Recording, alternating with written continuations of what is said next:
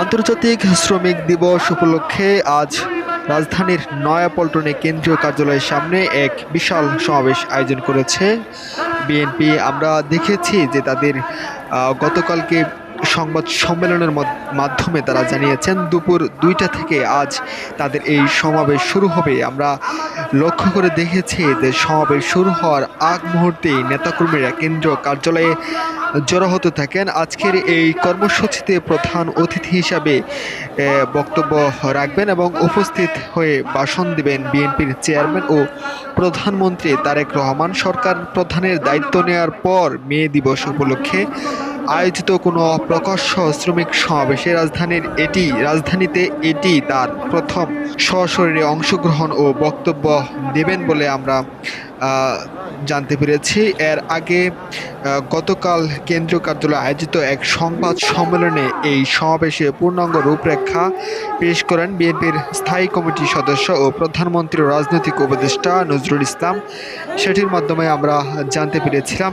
আমরা দেখেছি যে দুপুর পর থেকেই অর্থাৎ জুমা নামাজের পর থেকে নেতাকর্মীরা আসছেন বিভিন্ন জায়গা থেকে স্লোগানে।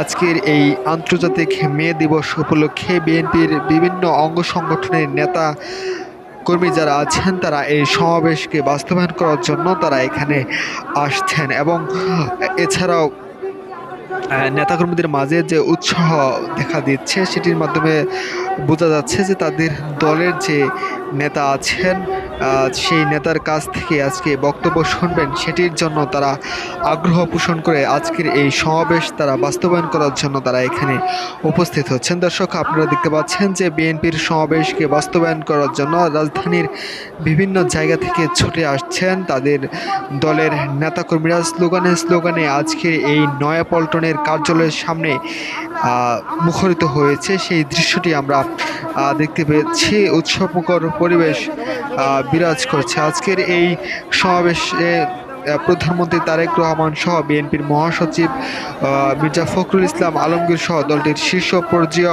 শীর্ষ পর্যায়ের নেতৃবৃন্দ আজকের এইখানে বক্তব্য রাখবেন। এই ছিল আমার কাছে নয়াপল্টন থেকে সবশেষ খবর। পরবর্তী খবর পেতে আমাদের সাথে থাকুন।